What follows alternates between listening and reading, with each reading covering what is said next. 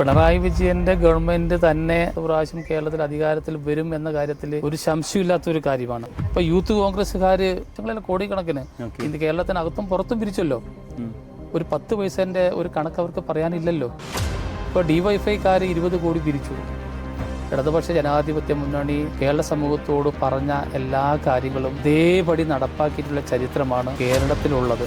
ആ ഒരു ഹാട്രിക്ക് കേരളത്തിലുണ്ടാവും. അത് കേരളത്തിലെ ജനങ്ങൾ തീരുമാനിച്ചു കഴിഞ്ഞു. തിരഞ്ഞെടുപ്പിന് മുന്നോടിയായിട്ട് ശ്രീ പിണറായി വിജയൻ ഒത്തിരിയേറെ പ്രഖ്യാപനങ്ങൾ നടത്തിയിട്ടുണ്ട്. അതായത് ആശ വർക്കർമാരുടെ ഓണറേറിയം 1000 കൂട്ടിയിട്ടുണ്ട്. എല്ലാ സ്ത്രീകൾക്കും 1000 രൂപ എന്ന് പറയുന്നത്. ക്ഷേമ പെൻഷൻ 2000-ലേക്ക് കൂട്ടിയിട്ടുണ്ട്. നെല്ല് സംഭരണത്തിന് വേണ്ടിയിട്ടുള്ള പൈസ കൂട്ടിയിട്ടുണ്ട്. എലക്ഷൻ സ്റ്റണ്ട്, അല്ലെങ്കിൽ നമ്മൾ പൈസ കൊടുത്ത് വോട്ട് വാങ്ങുന്നു, അതായത് ഗവൺമെൻറ് തന്നെ പൈസ കൊടുത്തിട്ട് വോട്ട് വാങ്ങുന്നു എന്ന് പറയുന്നതിൽ എന്തെങ്കിലും അതിശയമുണ്ടോ അങ്ങനെ പറയുന്നതിൽ? ഈ പ്രഖ്യാപനങ്ങളെ സംബന്ധിച്ച് ഇപ്പോൾ കേരളത്തിലെ UDFും പ്രതിപക്ഷങ്ങൾ ഇലക്ഷൻ സ്റ്റണ്ടാന്ന് പറയുന്നു. ഇതിനൊക്കെ രാഷ്ട്രീയപരമായിട്ട് നമുക്ക് കാണാൻ വേണ്ടി സാധിക്കുള്ളൂ. കാരണം ഇപ്പോൾ 57-ൽ കേരളത്തിലെ ഇടതുപക്ഷ ജനാധിപത്യ മുന്നണി അധികാരത്തിൽ വരുമ്പോൾ പറഞ്ഞ ഒരുപാട് കാര്യങ്ങൾ വിസ്മരിച്ചു പോകുന്നതുകൊണ്ടാണ്. ജമ്മിത്വം കുടി അവസാനിപ്പിക്കും, കുടിക്കടവകാശം കൊടുക്കും, ഭൂപരിഷ്കരണം നടപ്പാക്കും, സാർവത്രിക വിദ്യാഭ്യാസം നടപ്പാക്കും. അത് വോട്ടിന് വേണ്ടിയായിരുന്നു. അത് കേരളത്തിൽ നടപ്പായല്ലോ. 94-ൽ അന്നത്തെ പ്രധാനമന്ത്രി രാജീവ് ഗാന്ധി പഞ്ചായത്ത് രാജ് ആക്ട് കേന്ദ്രത്തിൽ പാസ്സാക്കി. അത് കേരളത്തിൽ നടപ്പാക്കും, ശക്തമായി നടപ്പാക്കും എന്ന് ഇന്ത്യ രാജ്യത്ത് പ്രഖ്യാപിച്ചത് മുന്നണിയും മുഖ്യമന്ത്രിയും അന്നത്തെ EK നായനാരാണ്. കേരളം മാതൃകപരമായിട്ടത് നടപ്പാക്കി. രാഷ്ട്രീയ സ്റ്റണ്ടാണോ? നായനാർ മുഖ്യമന്ത്രി ആയിരിക്കുന്ന സമയത്താണ് പെൻഷൻ സമ്പ്രദായം കൊണ്ടുവന്നത്. അന്ന് UDFും അന്നത്തെ കോൺഗ്രസിൻ്റെ നേതാവുമായിട്ടുള്ള കരുണാകരൻ പറഞ്ഞത് ഇത് നഷ്ടക്കച്ചവടമാണ്, ഇത് ലാഭകരമല്ല, ഈ പെൻഷൻ നടപ്പാക്കാൻ പാടില്ല എന്ന് പറഞ്ഞവരാണ്.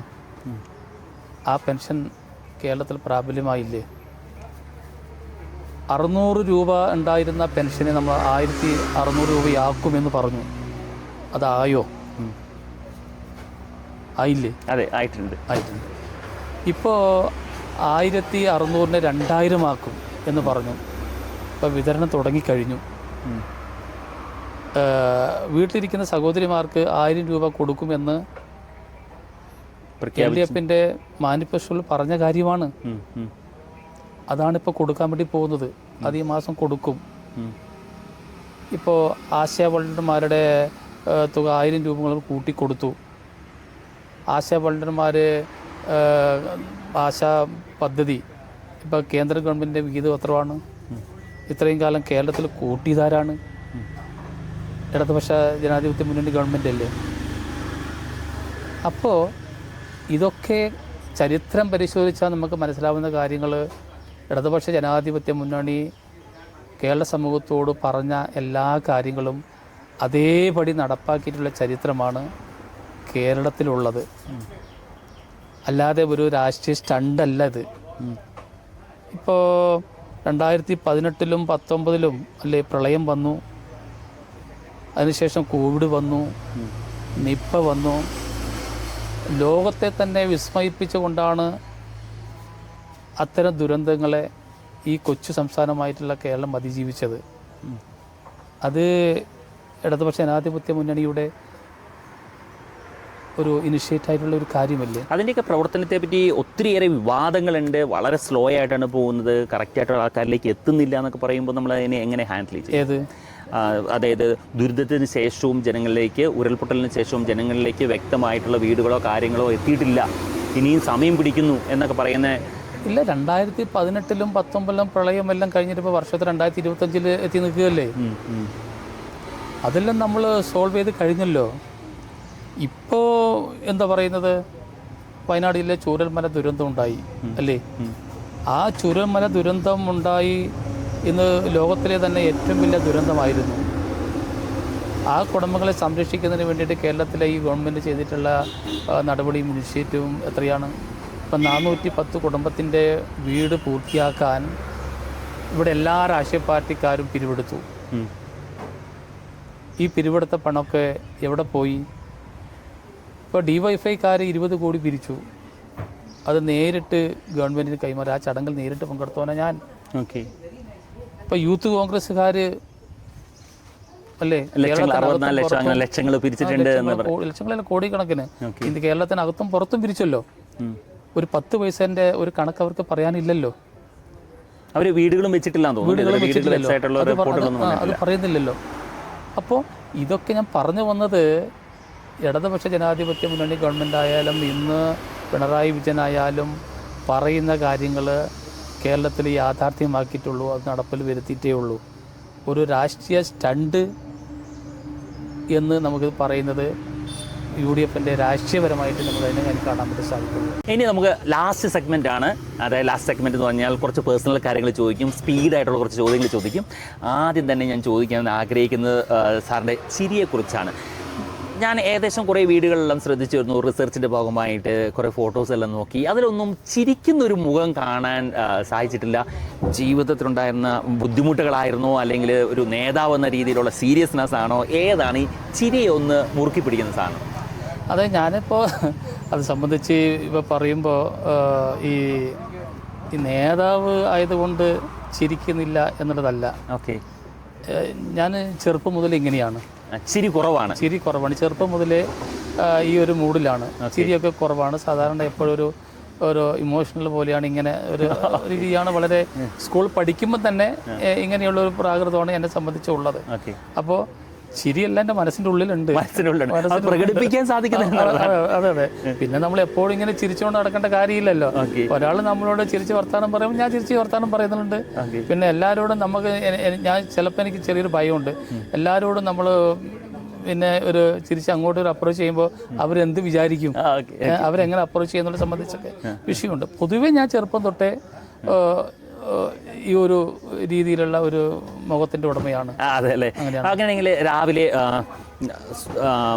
മോർണിംഗ് റൊട്ടീൻ എന്നൊക്കെ പറയുന്ന പോലെ രാവിലെ നടക്കാൻ പോവുക, ജിമ്മിന് പോവുക, എക്സസൈസ് ചെയ്യുന്നുണ്ടോ, അല്ലെങ്കിൽ ശരീരം എങ്ങനെ മെയിൻറ്റെയിൻ ചെയ്യാൻ വേണ്ടി നമ്മൾ എന്താണ് ചെയ്യുന്നത്? ഇപ്പം ശരിക്കും പറഞ്ഞാൽ എനിക്കൊരു ഡിസിപ്ലിൻ ഇല്ലാത്തൊരു വ്യക്തിയാണ്. എൻ്റെ ജീവിതത്തിൽ ഒരു തരത്തിലുള്ള ഒരു ഡിസിപ്ലിനോ അല്ലെങ്കിൽ ഒരു അടുക്കും ചിട്ടിയോ ഒന്നും ഇല്ലാത്ത ഒരു വ്യക്തിയാണ് ഞാൻ. ഇപ്പോൾ ഞാൻ പറഞ്ഞല്ലോ, ഒരു 10-25 വർഷക്കാലം ഞാൻ ഇങ്ങനെ കൂലി വേല ചെയ്തിരുന്നു. ആ കൂലി വേല ചെയ്യുന്നതിൻ്റെ ആ സമയത്ത് എൻ്റെ ഒരു കായികപരമായിട്ടുള്ള ഒരു കാര്യമായി തന്നെയാണ്. അങ്ങനെ 10-27 വർഷം വരെ അങ്ങനെ പോയി. ഇപ്പോൾ ജനപ്രതിയായി വന്നതിന് ശേഷം ഇങ്ങനെയുള്ള പിന്നെ നമ്മുടെ എക്സസൈസ് പോലെയുള്ള കാര്യങ്ങളൊന്നും നടക്കുന്നില്ല. കാരണം ഇപ്പോൾ അതിരാവിലെ ആകുമ്പോഴത്തേനും തന്നെ ആൾക്കാർ വീട്ടിൽ വരും, ബെല്ലടിക്കും, അവരെ കാണണം, അവരോട് സംസാരിക്കണം. അപ്പോൾ ഇതെല്ലാം വിട്ട് കഴിയുമ്പോഴത്തേനും പോകാൻ സമയമായി. പിന്നെ എക്സസൈസ് ചെയ്യാനൊന്നും സമയമില്ല. ചിലപ്പോൾ രാവിലെ ഭക്ഷണം കഴിച്ചില്ലെങ്കിൽ കഴിച്ചില്ല, അങ്ങനെ ഇറങ്ങിപ്പോകും. എൻ്റെ ജീവിതത്തിൽ അങ്ങനെ ഒരു ഇതില്ല. പക്ഷെ എങ്കിലും സമയം കിട്ടിയാൽ രാവിലെ ഒരു അരമണിക്കൂർ ഞാൻ നടക്കാറുണ്ട്. അതാണ് എൻ്റെ ഒരു എന്താ പറയുക എക്സസൈസ് സംബന്ധിച്ചുള്ള കാര്യങ്ങൾ അങ്ങനെയാണ് നടക്കുന്നത്. ഓക്കെ. യുവജനങ്ങളുമായിട്ട് ഏറ്റവും കൂടുതൽ കണക്ട് ചെയ്യാൻ സാധിക്കുന്ന സോഷ്യൽ മീഡിയസ് ആണ്. ഇപ്പോഴത്തെ യുവജനങ്ങളുടെ ലാംഗ്വേജ് അറിയണമെങ്കിലും സോഷ്യൽ മീഡിയ വേണം. സാറ് സോഷ്യൽ മീഡിയയിൽ എത്രമാത്രം ഇൻവോൾവ് ആണ്? ഞാൻ സോഷ്യൽ മീഡിയ ഉപയോഗിക്കാത്ത ഒരാളാണ്. ഞാൻ വാട്സപ്പ് നോക്കാറില്ല, ഫേസ്ബുക്ക് നോക്കാറില്ല. പിന്നെ ആരെങ്കിലും പ്രത്യേകിച്ച് ഒരു വിഷയം ഉണ്ട് അതൊന്ന് നോക്കണം എന്ന് പറഞ്ഞാലേ ഞാനത് നോക്കാറുള്ളൂ. അല്ലാതെ ഞാൻ നോക്കാറില്ല. ഒന്നിച്ചാൽ അത് നോക്കാനുള്ള ടൈമില്ല. രണ്ടാമത് എന്നീ കണ്ടു കഴിഞ്ഞാൽ പിന്നെ അതിന് മറുപടി എഴുതണം. മറുപടി എഴുതി കഴിഞ്ഞാൽ പിന്നെ വിവാദമാകും. അതുകൊണ്ട് അത് ഞാൻ ഫോക്കസ് ചെയ്യാറില്ല. അതിലും കൂടി കുറച്ചുകൂടി ഫോക്കസ് ചെയ്യണമെന്ന് ആഗ്രഹമുണ്ടോ? അതായത് യുവജനങ്ങളുടെ ലാംഗ്വേജ് എന്ന് പറയുന്നത് സോഷ്യൽ മീഡിയയിലാണ്. അപ്പോൾ കുറച്ചും കൂടി ഫോക്കസ് ചെയ്യണം എന്നുള്ളൊരു ആഗ്രഹം ഉണ്ടോ? ഞാൻ ശരിക്കും പറഞ്ഞാൽ ഇപ്പോൾ വാട്സപ്പായാലും ഫേസ്ബുക്കായാലും ഞാനതിനെ വിമർശിക്കുന്ന ആളാണ്. കാരണം ഇന്നത്തെ ഫേസ്ബുക്കിൽ കൂടി വാട്സപ്പ് കൂടി കൈകാര്യം ചെയ്യുന്ന രീതി യുവാക്കളായാലും ആരായാലും അതിന് വിട്ടിട്ടുള്ള ഒരു രീതിയിലാണ് ഈ കാര്യങ്ങൾ പോകുന്നത്. അത് നമ്മുടെ ഒരു സംസ്കാരത്തെ തന്നെ മാറ്റിമറിക്കും. ഒരു വല്ലാത്ത ഒരു സംസ്കാരത്തിലാണ് ഈ സോഷ്യൽ മീഡിയയും നമ്മളെ പൊതുസമൂഹത്തെ നയിക്കുന്നത്. അതുകൊണ്ട് എനിക്കതിനോട് താല്പര്യമില്ല. ഓക്കെ, ഇനി അടുത്ത ഇലക്ഷൻ വരാൻ പോവുകയാണ്. പിണറായി വിജയൻ്റെ മൂന്നാമത്തെ മന്ത്രിസഭ നമുക്ക് പ്രതീക്ഷിക്കാൻ സാധിക്കുമോ? അതിലൊരു മന്ത്രിയായിട്ട് തന്നെ സാറിനെ കാണാൻ സാധിക്കുമോ? അല്ല, പിണറായി വിജയൻ്റെ ഗവൺമെൻറ് തന്നെ അടുത്ത പ്രാവശ്യം കേരളത്തിൽ അധികാരത്തിൽ വരും എന്ന കാര്യത്തിൽ ഒരു സംശയമില്ലാത്തൊരു കാര്യമാണ്. ഉറപ്പാണ്. ആ ഒരു ഹാട്രിക്ക് കേരളത്തിൽ ഉണ്ടാവും. അത് കേരളത്തിലെ ജനങ്ങൾ തീരുമാനിച്ചു കഴിഞ്ഞു. ഞാൻ ഈ പറയുന്നത് സത്യമാണ്. ഞാൻ കുറച്ചുകൂടെ പുറകോട്ട് പോവാണ്. ഞാൻ ആദ്യം നേരത്തെ പറഞ്ഞില്ല, ഞാൻ 2000-ലാണ് ആദ്യമായിട്ട് ഞാനൊരു പഞ്ചായത്ത് മെമ്പറായിട്ട് ജനപ്രതിയായി വരുന്നത്. ആ 2000-ലെ 5 വർഷം കൊണ്ട് മനസ്സുകൊണ്ട് ഞാൻ എല്ലാം അവസാനിപ്പിച്ചവനാണ്. പക്ഷെ എങ്ങനെ പിന്നെ ഇവിടം വരെ എത്തിയെന്ന് ചോദിച്ചു കഴിഞ്ഞാൽ, ഓരോ തിരഞ്ഞെടുപ്പ് വരുമ്പോഴും എൻ്റെ പാർട്ടി എന്ന സ്ഥലത്ത് മത്സരിക്കണം എന്ന് പറയുന്നു. അവിടെ മത്സരിക്കുന്നു, നമ്മൾ വിജയിക്കുന്നു, നമ്മളെ കൊണ്ട് പറ്റാവുന്ന രീതിയിലുള്ള കാര്യങ്ങൾ നമ്മൾ ചെയ്യുന്നു. ഫസ്റ്റ് തവണ 2016-ലാണ് ഞാൻ MLA ആയിട്ട് മാനന്തവാടി മത്സരിക്കുന്നത്. ആ അവസരത്തിൽ പാർട്ടി എന്നോട്, വേണ്ടപ്പെട്ട സഖാക്കൾ എന്നോട് മത്സരിക്കണമെന്ന് പറഞ്ഞപ്പോൾ ഞാൻ സാധിക്കില്ല എന്ന് പറഞ്ഞ ആളാണ്. രണ്ടാമത്തെ തവണയും പറഞ്ഞപ്പോൾ ഞാൻ സാധിക്കില്ലെന്ന് പറഞ്ഞ ആളാണ്. പക്ഷെ പാർട്ടി പറഞ്ഞു, ഞാൻ അനുസരിച്ചു, ജനങ്ങൾ എന്നെ വിജയിപ്പിച്ചു. അപ്പോൾ നമുക്ക് കുറേ കാര്യങ്ങൾ ചെയ്യാൻ വേണ്ടി സാധിച്ചു. പിന്നെ മന്ത്രി ആയത് അവസാന ഘട്ടത്തിലാണ്. ഇപ്പോൾ പിന്നെ രാധാകൃഷ്ണൻ മിനിസ്റ്റർ MP ആയി പോയ ആ ഒരു ഒഴിവിലേക്ക് വന്നു. 2 വർഷ കാലാവധി ബാക്കിയുണ്ട്. ആ അവസരത്തിൽ പാർട്ടിയും മുഖ്യമന്ത്രിയും ആ ചുമതല ഏറ്റെടുക്കണം എന്ന് പറഞ്ഞു. അപ്പോൾ അങ്ങനെ ഏറ്റെടുത്തെന്ന് മാത്രമേ ഉള്ളൂ. ഒരു MLA ആവണമെന്നോ ഒരു മന്ത്രി ആവണമെന്നോ അങ്ങനെ വ്യക്തിപരമായിട്ടുള്ള അതിനോടൊരു അഭിനിവേശമോ അതിനോട് അങ്ങനെ ഒരു താല്പര്യമുള്ള ഒരു വ്യക്തിയല്ല.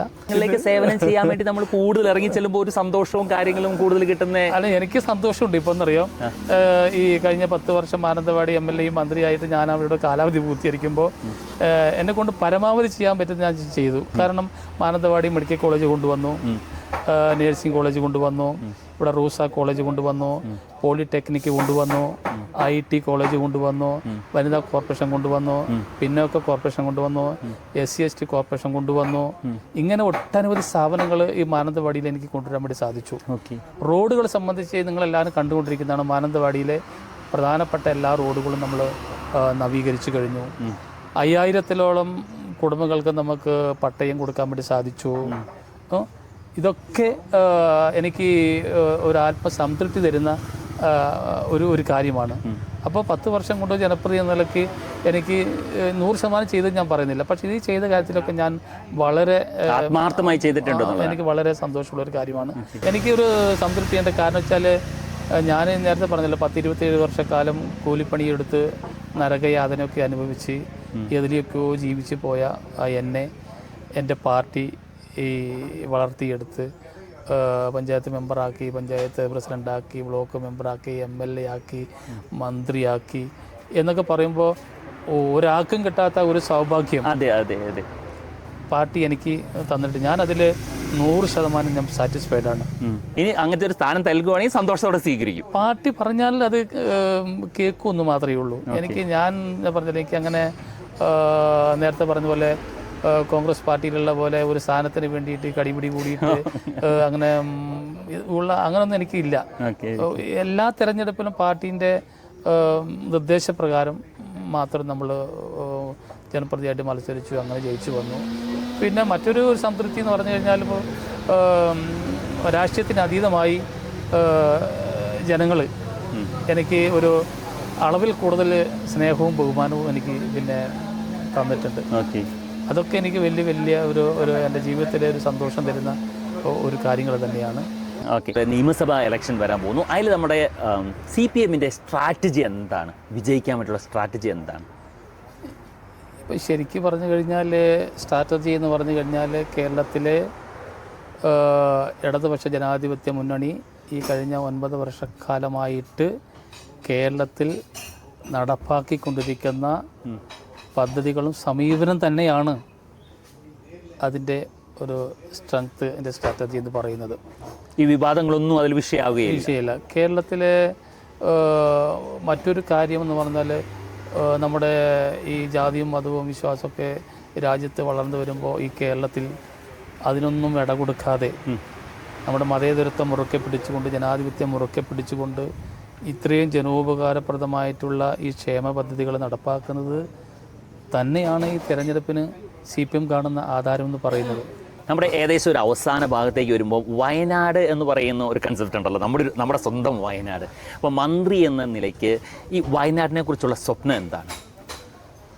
വയനാടിനെ സംബന്ധിച്ചുള്ള സ്വപ്നം എന്ന് പറയുന്നത് നമ്മുടെ ഇന്നത്തെ ഒരു വയനാട് ടൂറിസമായിട്ടാണ് ബന്ധപ്പെട്ട് കിടക്കുന്നത്. ഇതിൻ്റെ ഒരു നാച്ചുറാലിറ്റി നഷ്ടപ്പെടാതെ വയനാടിനെ കാത്തു സൂക്ഷിക്കണം, പ്രധാനപ്പെട്ട ഒരു കാര്യം. അങ്ങനെ നിൽക്കുമ്പോൾ തന്നെ എല്ലാ വികസന പ്രവർത്തനങ്ങളും വയനാട്ടിലേക്ക് വരണം. അതിന് ഏറ്റവും പ്രധാനമായിട്ടുള്ളത് നമ്മൾ ഗവൺമെൻറ് നടപ്പാക്കിക്കൊണ്ടിരിക്കുന്ന തുരങ്കപാത പെട്ടെന്ന് യാഥാർത്ഥ്യമാക്കുക, പടിഞ്ഞാറത്തറ പൂഴിത്തോട് യാഥാർത്ഥ്യമാക്കുക, വന്യമൃഗ പ്രതിരോധത്തെ നമുക്ക് പരമാവധി നമുക്ക് ബ്ലോക്ക് ചെയ്യാൻ വേണ്ടി സാധിക്കുക. ഇപ്പോൾ ഒരു എയർ സ്ട്രിപ്പിൻ്റെ കാര്യം ഗവൺമെൻറ് മുന്നോട്ട് വെച്ചിട്ടുണ്ട്. പറ്റുമെങ്കിൽ ആ എയർ സ്ട്രിപ്പ് നമുക്കിവിടെ വയനാട് ജില്ലയിൽ കൊണ്ടുവരണം. മെഡിക്കൽ കോളേജ് നമുക്ക് കൂടുതൽ ഡെവലപ്മെൻ്റ് ആക്കി ചുരമിറങ്ങാതെ എല്ലാ ചികിത്സയും ഇവിടെ തന്നെ നമുക്ക് കൊടുക്കാൻ വേണ്ടി സാധിക്കണം. വയനാട് ജില്ലയിലെ ജനങ്ങളുടെ ജീവിത നിലവാരം എന്ന് പറയുന്നത് അവർക്ക് തൊഴിലും വരുമാനവും കിട്ടുന്നതിന് വേണ്ടിയിട്ട് ടൂറിസത്തെ കൂടുതൽ നമുക്ക് പ്രോത്സാഹിപ്പിക്കണം. വയനാട് ജില്ലയിലെ കാർഷിക മേഖല നഷ്ടപ്പെടാതെ നമുക്ക് അതിനെ സംരക്ഷിക്കണം. ഇങ്ങനെ തുടങ്ങിയിട്ടുള്ള കാര്യങ്ങളാണ് പ്രധാനമായിട്ടും വയനാട്ടിലെ ഒരു മന്ത്രി എന്ന നിലയ്ക്ക് അല്ലെങ്കിൽ ഒരു CPMൻ്റെ പ്രവർത്തകർ എന്ന നിലയ്ക്ക് എൻ്റെ ഒരു കാഴ്ചപ്പാടെന്ന് പറയുന്നത്. ഓക്കെ, ഇനി ഞങ്ങളുടെ കൺസെപ്റ്റിനെ ഒരു പറയാം. 360 ടേണിംഗ് പോയിൻ്റ്, 360 ടോക്സ് എന്ന് പറയുന്ന 2 സംവിധാനങ്ങളാണ് ഞങ്ങൾ ഇപ്പം മാനന്തവാടിയിൽ വയനാട്ടിൽ സ്റ്റാർട്ട് ചെയ്യാൻ ആഗ്രഹിക്കുന്നത്. 360 ടേണിംഗ് പോയിൻ്റ് എന്ന് പറഞ്ഞു കഴിഞ്ഞാൽ ഓരോ വ്യക്തിയുടെയും ഡെവലപ്മെൻറ്റ്, അതായത് അവൻ്റെ ശാരീരികവും മാനസികവുമായിട്ടുള്ള ഡെവലപ്മെൻറ്റ് കൊണ്ടുവരിക, ട്രാൻസ്ഫോർമേഷൻ ഉണ്ടാക്കുക എന്നുള്ളതാണ്. അവിടെ കോൺഫിഡൻസ് ലെവൽ കൂട്ടുക, അതോടൊപ്പം തന്നെ അവരുടെ ഫിസിക്കൽ ചേഞ്ച് വരുത്തുക, പോസ്റ്റർ മാറ്റുക. അതിൽ ഞങ്ങൾ യോഗ, അത് ജിമ്മ് കാര്യങ്ങളെല്ലാം കൂടി കണക്ട് ചെയ്തുകൊണ്ട് അതിൻ്റെ ഇമേജ്, നമ്മുടെ ലുക്ക് എങ്ങനെയാണോ ആൾ കാണപ്പെടേണ്ടത് എന്ന ഇമേജും കൂടി ഒരുമിച്ച് ഒരു 3 കാര്യങ്ങൾ ഒരുമിച്ച് ഒരു വ്യക്തിയുടെ ട്രാൻസ്ഫോർമേഷൻ വരുത്തുക എന്നുള്ളതാണ് ഞങ്ങളുടെ കൺസെപ്റ്റ്. അതിൻ്റെ ഭാഗമായിട്ടാണ് 360 ടോക്സ് എന്ന് പറഞ്ഞുകൊണ്ട് ഞങ്ങൾ ഇങ്ങനത്തെ ഒരു പോഡ്കാസ്റ്റിംഗ് ചാനൽ സ്റ്റാർട്ട് ചെയ്തേക്കുന്നത്. അതിൽ ആദ്യത്തെ അതിഥിയാണ് സാറ്.